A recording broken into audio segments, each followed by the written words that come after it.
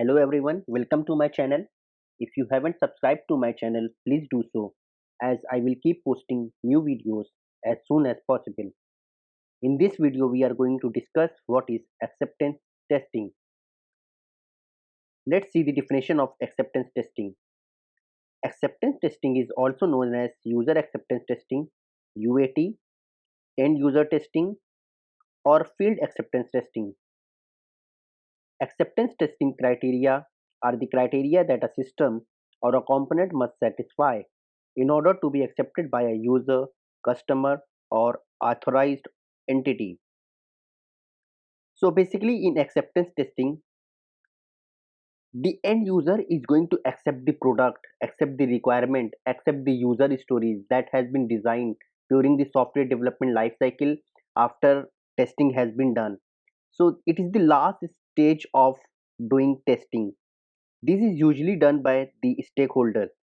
Say for example, if I have designed a login user story, so during acceptance testing, the stakeholder will test all the acceptance criteria of that particular story. He is going to see the user interface, and if he is going to feel that there is any bug or maybe there can be any enhancement, he can give suggestion for the same.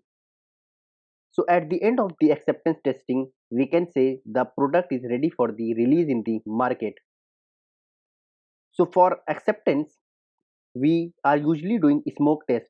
A smoke test may be used as an acceptance test prior to introducing a build of software to the main testing process. User accept test UAT criteria in agile software development are usually created by business customers and expressed in a business domain language. These are high level tests to verify the completeness of a user story or stories played during the sprint iteration. So in agile, whatever acceptance criteria has been defined during sprint planning, those acceptance criteria are treated as a high level test cases. What we are expecting during successful UAT. So basically, the anticipated result of a successful test execution includes test cases are executed using predetermined data, actual results are recorded.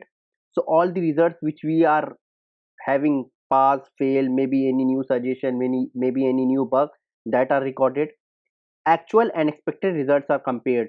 So from the acceptance criteria, the test cases that we are creating, they are compared from the actual and expected result.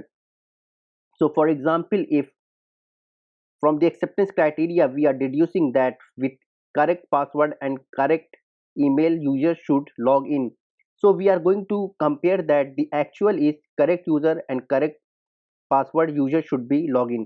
Is the expected same? Are the user able to log in with the correct username and correct password? So this is the actual and expected results, how they are compared. Test results are determined. So depending upon the test cases executed, all the test cases for that particular user stories, they are determined. And if in case there is any lag, we are concluding that are we good to push the application on the production environment or not. And based on those results, final decision is being taken. The objective is to provide confidence that the developed product meets both the functional and non-functional requirements. So this is one of the key objective of acceptance testing.